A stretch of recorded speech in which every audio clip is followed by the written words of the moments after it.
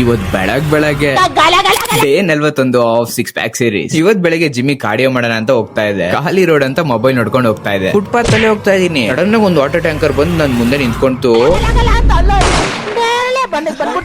ಆಮೇಲೆ ಗಾಡಿ ಓಡಿಸ್ತಿದ್ದವರು ಡೋರ್ ಇಂದ ಆಚೆ ಬಂದು ಕೈ ಹಾಕಿದ್ರಪ್ಪ. ಅಲ್ಲ ನನ್ ಪಾಡಿ ನಾನು ರೋಡ್ ಸೈಡ್ ಅಲ್ಲಿ ನಡ್ಕೊಂಡು ಹೋಗ್ತಾ ಇದ್ದೆ. ನಂದೇನ್ ತಪ್ಪು ಗುರು ಇಲ್ಲಿ? ಆಮೇಲೆ ಕೈ ಕೊಟ್ಬಿಟ್ಟು ಬ್ರೋ ನಿಮ್ ಫ್ಯಾನ್ ಬ್ರೋ. ಅಲ್ಲ ಬ್ರೋ ಹಾರನ್ ಆದ್ರೂ ಹೊಡಿಬೇಕು ಅಲ್ವಾ? ಹಂಗೆ ಸೀದಾ ನುಗ್ಗಿಸ್ಬಿಟ್ರೆ ಒಂದ್ ನಿಮಿಷಕ್ಕೆ ನನ್ನ ಹಾರ್ಟ್ ನೋಟಿಸ್ ಪೀರಿಯಡ್ ಹೋಗಿತ್ತು.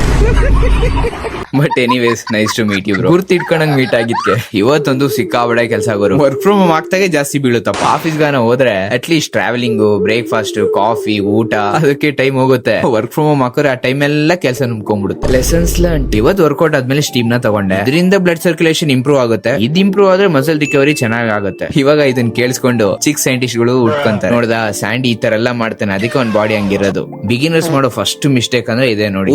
ಅವ್ರ ಕಂಟ್ರೋಲ್ ಅಲ್ಲಿ ಏನಿದೆ ಅದನ್ನ ಬಿಟ್ಟು ಇನ್ನೆಲ್ಲಾ ಕಂಟ್ರೋಲ್ ಮಾಡ್ತಾರೆ. ಸ್ಟೀಮ್ ಅವ್ರ ಕೈಯಲ್ಲಿ ಇಲ್ಲ, ಸಪ್ಲಿಮೆಂಟ್ ಅವ್ರ ಕೈಯಲ್ಲಿ ಇಲ್ಲ. ಅವ್ರ ಕೈಯಲ್ಲಿ ಇರೋದೇನು ಊಟದ ತಟ್ಟೆ. ನಿಮಗೆ 3 ಸತಿ ಬರುತ್ತೆ ಅಂಡ್ ನೀವು ಅದನ್ನ ಆರಾಮಾಗಿ ಮಾಡಿಫೈ ಮಾಡಬಹುದು, ಕಂಟ್ರೋಲ್ ಮಾಡಬಹುದು. ಅಂಡ್ ನಿಮಗೆ ಇದು ಗೊತ್ತು, ನಿಮಗೆ ಗೊತ್ತು ಅನ್ನೋದು ನನಗೆ ಗೊತ್ತು.